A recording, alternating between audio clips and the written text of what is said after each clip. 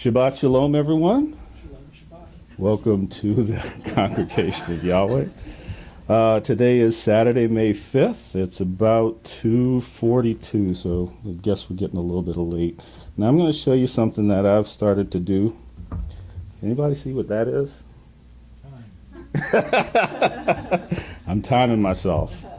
Start. All right, so I'm just starting. I'm going to tell you were going long. I just want to be mindful of everybody's time, you know. So how much time do I have, Kenya? How much time do I have? We usually go about 30 minutes. 35. All right, sermon 30 minutes. I'm going to do my best. All right. So we're going to continue talking about the kingdom of Yah. This is the third installment in this particular talk on kingdom culture. This actually probably will not go that long. I'm like I said, I'm keeping my time. All right.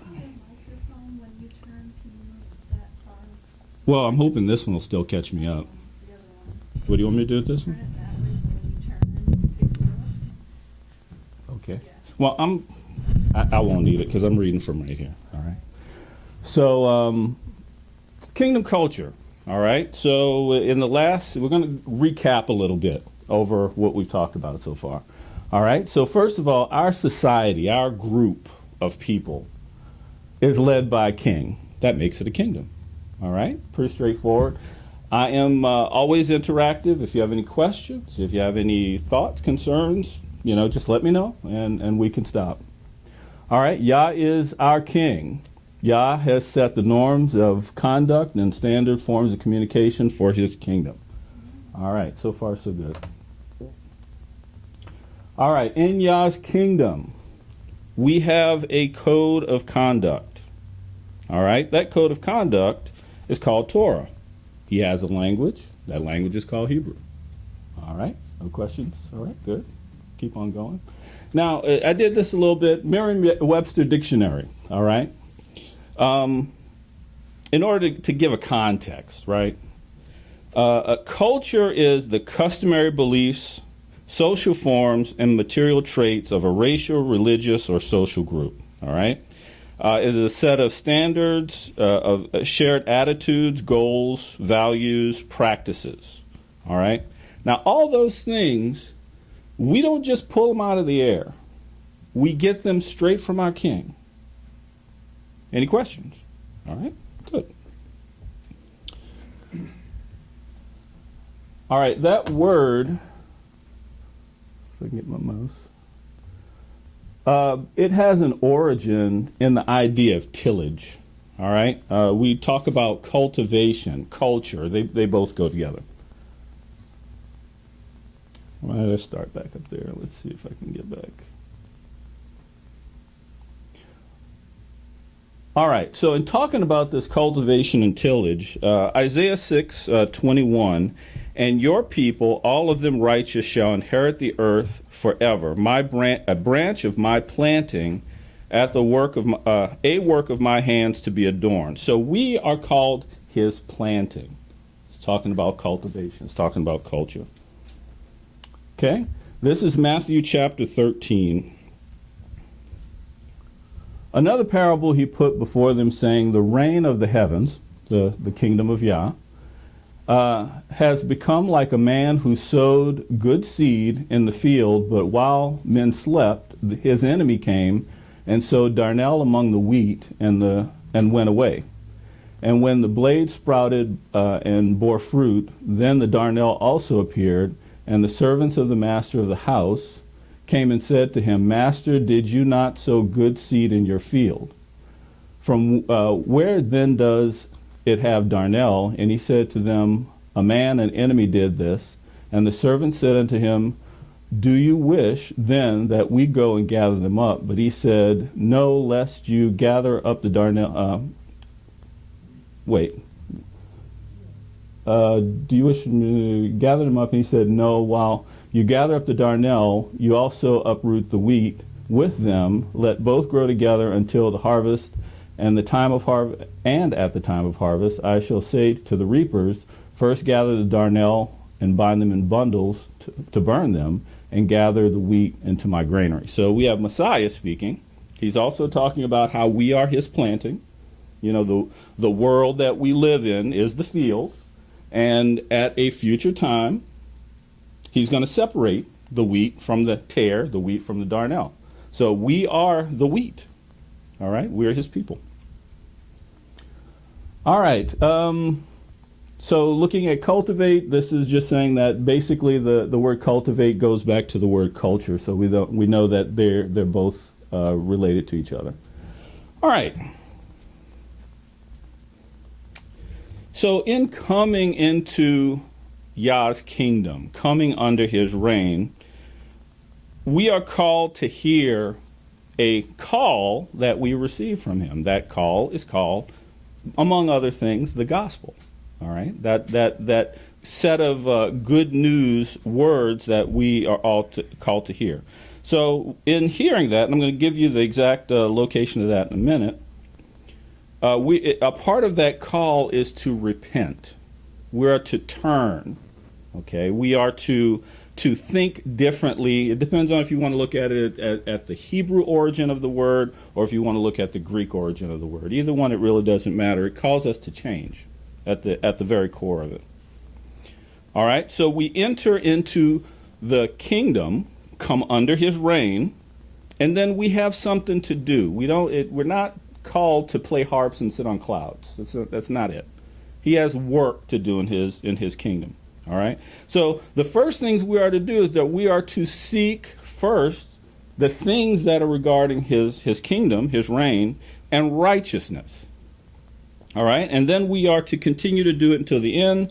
And then at a certain time that he has designed, we will reign with him for 1,000 years, and we will come to inherit his kingdom, which has to do with ownership. Okay. We actually will become... There's a saying where Messiah said that if you have been faithful with another man's, then you'll be faithful to receive your own. And that's what this is talking about. We'll be faithful in the things that regard to him, and then eventually he will actually give us our own things. Now, what that's going to look like and when that's going to be, I can't tell you, but it's going to be awesome, and I can't wait. All right? Okay, and after Yohanan was delivered, this is Mark chapter 1, verse 14 and 15. After Yohanan was delivered up, Yeshua came to Galilee proclaiming the good news of the reign of Elohim, saying, the time has been fulfilled, the reign of Elohim has come, repent and believe the good news. That word good news there is gospel, all right? Any questions so far? Am I going too fast? No. Okay, I got a one of these. All right.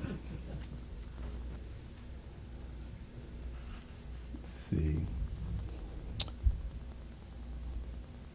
All right, Yah gives us his culture through a covenant. Okay, and if you look in the previous two messages, we talked more about that covenant, but we talked a little bit about Abraham, a little about Isaac, a little about Noah. A bit about the patriarchs and how he came to them, established his covenant with them, thereby giving them a culture as a part of that covenant. Any questions? Okay. All right. So, covenant in Hebrew is berit. All right. Berit has a sense of cutting, because what they would do is they would take an animal, they would cut it in half, and whoever was making the covenant would walk between the pieces. All right? That's where the idea of cutting comes from. But it has to do with making an agreement. All right. So this is something new. We haven't gone over this one before. All right. Definition of covenant. A usually formal, solemn, and binding agreement, a compact. A written agreement or promise usually under seal between two or more parties for the performance of some action. Now, as I go through this, you're going to see that this means something, and that the scripture that we have bears this out. All right? And B, common law action to recover damages from breach of such a contract. All right, so in having a covenant, you got to have things in order to have a covenant. You just can't call anything a covenant, all right? So first thing you got to have is you have to have covenanters. That's the people who will be in the covenant. They take a part in it, all right? In addition to that, you have terms. What will or will not be done. It's spelled out. You have conditions. The things that can be done that will void the covenant. Meaning, if you breach it, the other person is no longer held to fulfill their end because the covenant is broken. All right? There are penalties for a covenant being broken. You have witnesses to a covenant. You just can't, it's not just the two people. You have to have something left over to say, this is a confirmation of something that happened in the past. A witness. You have ratification. In the case of a covenant, it's ratified by blood. That's why we have a sacrifice involved in doing a covenant. And then, of course, you have the fulfillment where each side actually does what they're supposed to do. All right? Any questions so far? Now, I'm going to show you here. Let's see. Where the covenant was originally ratified with the children of Israel. It's a very, very simple, very, very solemn occasion, and we're going to read about it now. This is Exodus 24, 4 through 8, if anybody wants to read along with me, but I'll read it. And Moshe wrote down all the words of Yah and rose up early in the morning and built a slaughter place at the foot of the mountain. The 12 standing columns for the 12 tribes of Israel, and he sent the young men of the children of Israel, and they offered ascending offerings and slaughterings of peace offerings to Yah. Now, one thing I want to note here: not every sacrifice, not every slaughter that takes place has to do with sin. There are different kinds for different reasons. And we'll see why that's important in a little bit later on. Okay?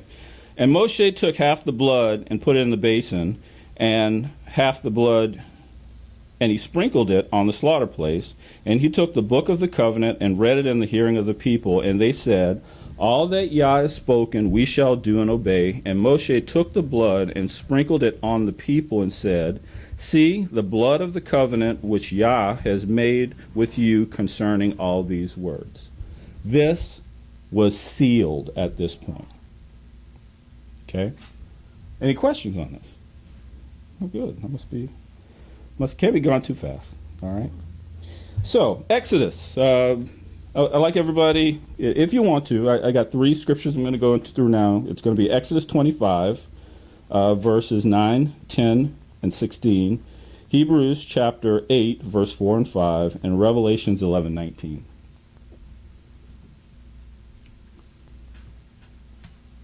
All right? Homework for everybody, right? I'm a teacher, right? Mm-hmm. You need to read all of Exodus 25, 26, and 27 to understand what I'm about to go through.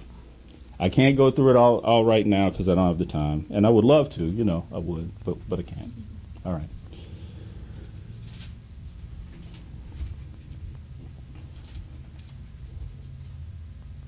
Okay, Exodus 25, 9. According to all that I show you, the pattern of the dwelling place and the pattern of all its furnishings make exactly so. So what Moses built or had built was according to a certain pattern that Yah had shown him. He didn't just pull it out of nowhere. Okay, verse 10. And they shall make an ark of acacia wood, 2.5 cubits long and 1.5 cubits wide and 1.5 cubits high. So this was a box that they were to make out of a certain piece of wood. Exodus 25, 16. And into the ark you shall put the witness which I give you. So we're talking about witnesses for this covenant. All right? And I'm not going to go into it, but there are 3 things that if I remember right, that was put into this box, the Ark of the Covenant. You had a copy of the words of the covenant that Moses wrote. Okay? You had Aaron's rod that budded, and manna. Okay, so you had at least 3 things in there. Might have been some other things, but I don't remember right now. Exodus chapter 25:40. So see and do according to the pattern which was shown to you on the mountain. So a lot of people ask, well, what was Moses doing on that mountain for 40 days? That seems like a really long time, over a month. Well, he was not only receiving the words of the covenant, but he was looking into that realm to see what was there so he could make a duplicate of it here on earth. The originals are in heaven. Moses made a copy here for us, all right? Let's go to Hebrews chapter 8.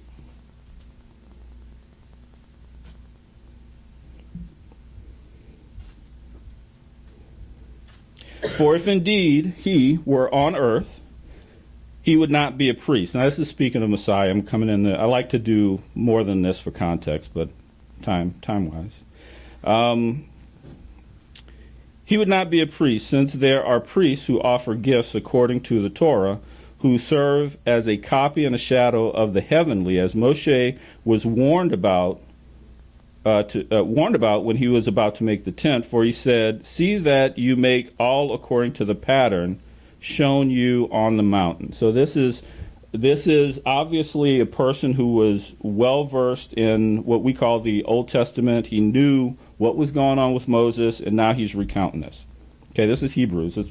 I don't know who wrote the book of Hebrews, but it's said that it was probably Paul. I'm not sure. Well, yeah, actually I do. It does say it was Paul at the beginning of the book. I take that back. Now, this blows my mind. Revelations chapter 19, verse 11. 11:19. Thank you. And the dwelling place of Elohim was opened in heaven, and the ark of the covenant was seen in his dwelling place, and there came to be lightnings and voices and thunders and an earthquake and great hail. We're looking into a vision, an opening of what's in the heavenly place. The ark of the covenant is there. Moses didn't. I guess what I want you to understand about this is that everything that Moses had here on earth, our Father has a copy of it in heaven with him. That's how he's able to remember his covenant with us. Just like with any contract. You get a copy, I get a copy. Now, if I have a problem with you, I bring my copy and I say, you were supposed to do this. It doesn't matter if you got your copy or not, because I got my copy. So when he calls both heaven and earth as witnesses against us, because we're the ones that messed up the covenant. It wasn't him. He's calling on his witness to say, we were supposed to do this and we didn't, and he was faithful on his end. All right? Any questions so far? Good. All right. What was the old covenant? We went over this already. It was the circumcision of the flesh, codified in stone. It was laws. It was laws on the tablet. Okay? But the whole purpose of it is that we were to love Yah by showing him obedience. When we get to the new or the restored, renewed covenant, it's the same thing, but it's a circumcision of the heart. Has nothing to do with stone anymore, because it's supposed to be written on our heart, and we are to get a new spirit that we will love him and obey him. We shouldn't need words on a page to do what he wants us to do, because he will speak to our hearts. He will put his spirit upon us so we will walk in his ways. That's what it's all about. All right. Greek. All right. We have covenant. It's given in English as covenant, but it's diatheke. It means a disposition. It means a covenant. It means an agreement. So when we go into our New Testament, because most of us get the New Testament through the Greek language, we have to be able to not only deal with Hebrew, we have to be able to deal with Greek as well, so that we can understand what's being said. Now, the word new, went over this a little bit. There's two different words in Greek that mean new. All right? Kainos means to be fresh or to be new, but it's a quality of being new. In other words, you buy a new car. It could be a 1972 whatever, but it's new to you. Yeah. So yeah, it's still a new car, but it's not like it's a brand new car. It's new to you, all right?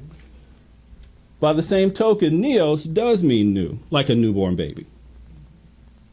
When we're dealing with the covenant in New Testament Greek, it's always this word, meaning it's not brand new, it's renewed, it's made new for us. All right, any questions so far?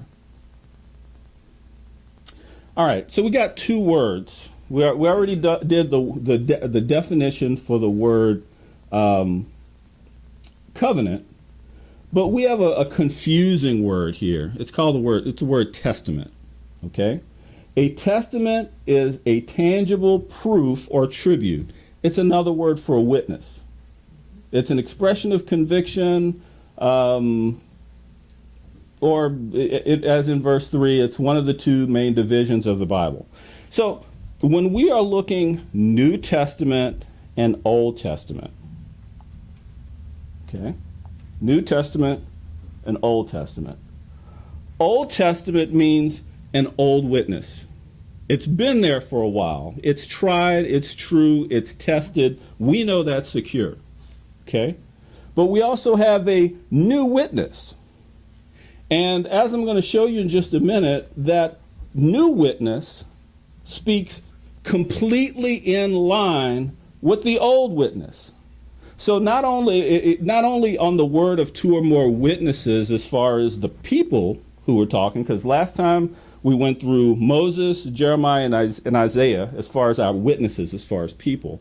But now we have an old witness and we have a new witness, but they bear witness to the same covenant. It's not different.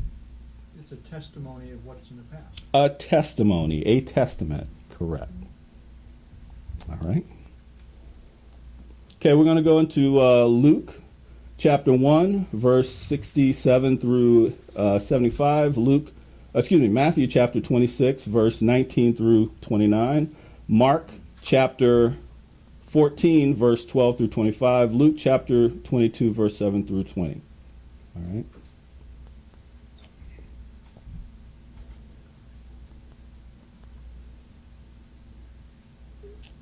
Catch up here.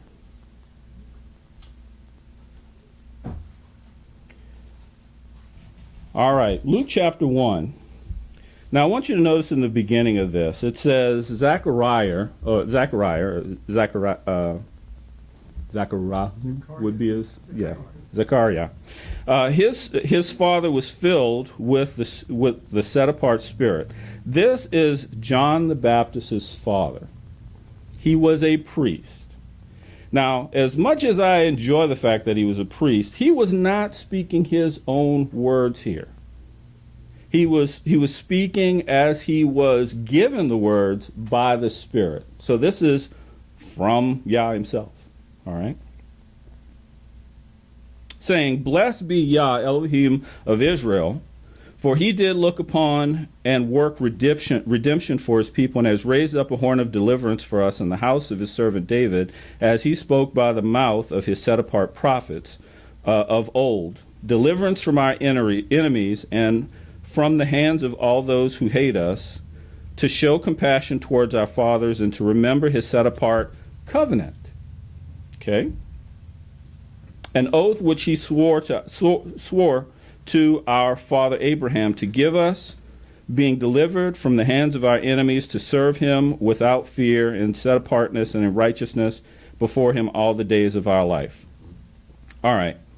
Now, for everyone who is used to hearing the gospel of salvation, okay, you know, that's big thing that they teach in the churches. Everybody needs to be saved. This is, by definition, according to the word, what salvation is. Now let's look at it. So, deliverance from our enemies. That sounds like salvation. That's good. And from the hands of those who hate us. Now, Yah is showing compassion towards our fathers, Abraham, Isaac, Jacob, to give us being delivered out of the hand of our enemies. Why? To serve him without fear, in set apartness and righteousness before him all the days of our life. I want to submit to you today that if the end result of whatever salvation you think you have is not to serve Yah in a fearless manner and to be set apart and righteous before him, I'm doubtful of the salvation that you have. You might want to check that. Might not be a good one. Okay? All right, let's go to the next one. Matthew chapter 26. Now, this is going to be a little bit more in depth, and because the next three passages are parallel passages, I'm not going to read the whole thing for all of them, but I'm going to read the first part on this one because there's a point I want to make. Matthew chapter 26, verse 17 through 29.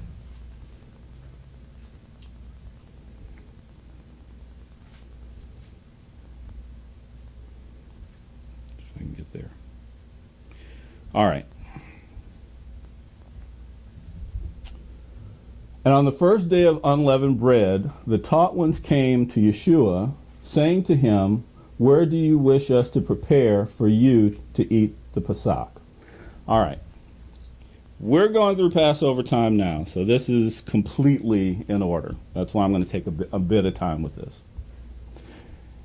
It's saying here, the first day of unleavened bread is the day that you kill the Passover, the Pesach. Now, if we go back into the Old Witness, we find something a little bit different because we have the Pesach being on the 14th and the first day of the Feast of Unleavened Bread on the 15th and continuing for 7 days. You have to know a little bit about the culture. The reason why it's saying that it's the first day of unleavened bread is because if you read back in the Old Testament, you'll find that you were supposed to eat the Pesach with unleavened bread. So it was the first day that unleavened bread was to be eaten, but it was not the first day of the feast of unleavened bread. This is why you got to know your Old Testament to read the New Testament, because if you don't, you'll get confused. There are people out in YouTube land making videos questioning whether or not Messiah ate the Passover or not, or whether it was just a meal or whatever. Anthony, you mind if I use your board for a second? Give me just a second here. All right. Passover day, right? The evening and the morning, first day, right? Okay. If you get your Passover on the 10th day, your lamb, if you kill it after sundown of the 13th, this is mine now, okay, of the 14th, you can eat of it until the sun comes back up. Because it says you are not to leave, give me a minute, you are not to leave any of it till the next day. Am I right? Okay. Messiah, was he killed on Passover? Mm-hmm. He ate the Passover here. He was killed as the Passover here. He ate a Passover. He died as a Passover. Same 24-hour period. At the night part, which came first, he ate the Passover. At the day part, the next day, he was brought to Pilate. The next day, And he was, well, the next morning, I'll say it that way. And he died before the sun went down. It's really simple. All right. Thank you.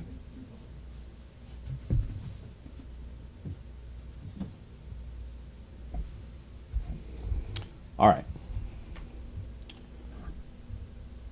The teacher says, and he said, go to the city, to a certain house with my taught ones and taught. Let's see, I can't even see the screen. Hold on, let me go to my own.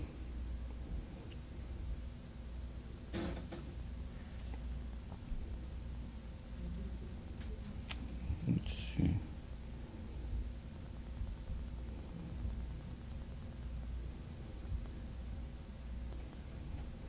What is this thing doing? Technology when it goes bad, right? All right. And on the first day of unleavened bread, the taught ones came to Yeshua, saying to him, where do you wish us to prepare for you to eat the Pesach? See if I can get this to act right. Come on. Anybody have this ready that can read it for me? Please do. And he said, go into the city to a certain man and say to him, the teacher says, my time is near. I am to perform the Pesach at your house with my taught ones. Want to keep going? Yes. And the taught ones did as Yahusha had ordered them and prepared the Pesach. And when evening came, he sat down with the 12, and while they were eating, he said, truly I say to you, one of you shall deliver me up. Do you want to keep going? Yes. How far? All the way to 29. Okay. And they were deeply grieved and began to say to him, each of them, Master, is it I? And he answered and said, he who has dipped his hand with me in the dish, he shall deliver me up. Indeed, the son of Adam goes as it has been written concerning him. But woe to that man by whom the son of Adam is delivered up. It would have been good for that man if he had not been born. And Yehuda, he who delivered him up, answering, said, Rabbi, is it I? And he said to him, you have said it. And as they were eating, Yeshua took bread, and having blessed, broke, and gave it to the taught ones, and said, take, eat, this is my body. And taking the cup and giving thanks, he gave it to them, saying, drink from it, all of you. For this is my blood, that of the renewed covenant, which is shed for many for the forgiveness of sins.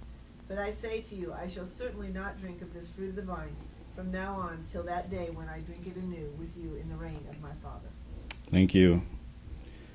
And as they were eating, Yeshua, Yahusha, took bread, and having blessed, broken, and gave it to his taught ones, he said, take, eat, this is my body. And taking the cup to give thanks, he gave it to them, saying, drink from it, all of you, for this is my blood of that renewed covenant. This is the renewing of the same covenant that his father made, but it's in his blood now. Not the blood of bulls, not the blood of goats. We have a eternal covenant because of the blood being eternal that ratified it. Any questions so far? All right. So I'm pretty much at the end of my time. If you were to go ahead and read Matthew chapter 26, and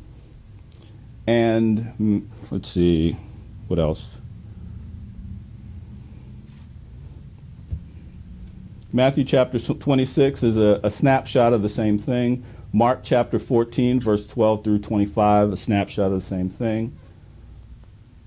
And then in Luke chapter 22, it's a retelling of the exact same part in Scripture. All right? Same part, same night, same everything. Testimony. Same testimony. All right, I'm not going to go through each of these, but this is more homework, right? The diatheke, that word is used 30 times in the New Testament. Because of formatting, you can't see them all, but I have in the back, I've put all of my slides that I've been working from back there in the back. If anybody wants to take a look at them, you're welcome to them. I'm going to end here. This is Romans chapter 10, verse 1 through 17. Okay, this is the Apostle Paul speaking this in the book of Romans. Truly, brothers, My heart's desire and prayer to Elohim of Israel, is for deliverance. For I bear them witness that they have an ardor of Elohim, they have a zeal of Elohim, but not according to knowledge. For not knowing the righteousness of Elohim, seeking to establish their own righteousness, they did not subject themselves to the righteousness of Elohim. We can proclaim ourselves righteous, but our king has a standard. And it's up to us not only to find out what that standard is, but to live by it. We can't come up with our own. In another place, it says our righteousness is as filthy rags. Yeah. Okay? Not going to go into elaboration with that, but it's not nice. All right?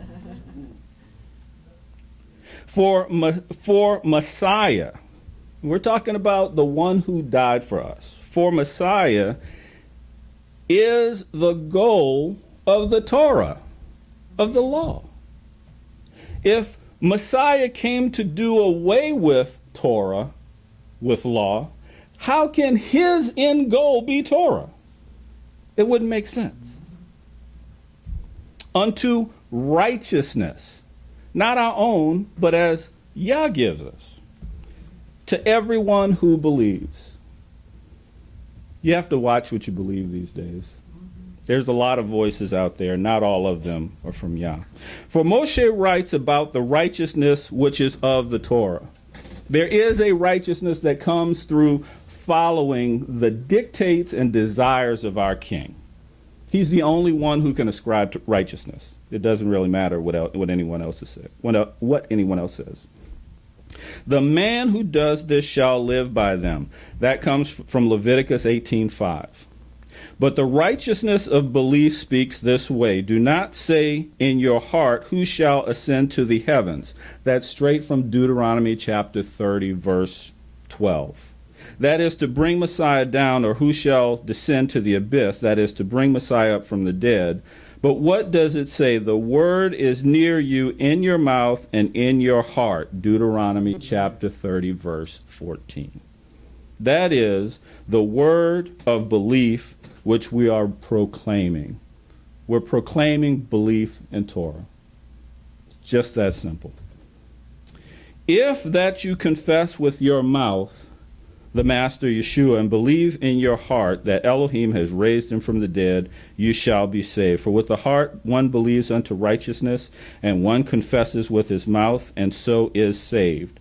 Because the scripture says, whoever puts his trust in him shall not be put into shame. Isaiah 28:16. Now I'm reading Romans, but obviously Paul was reading Old Testament.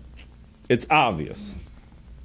Because there is no distinction between Yahudi and Greek, for the same master of all is rich unto all those calling upon him, for everyone who calls on the name of Yah shall be saved. Joel chapter 2, verse 28, chapter 2, verse 28 through 32. This still comes out of Joel. This is not something new that Paul decided to come up with and make a new religion out of.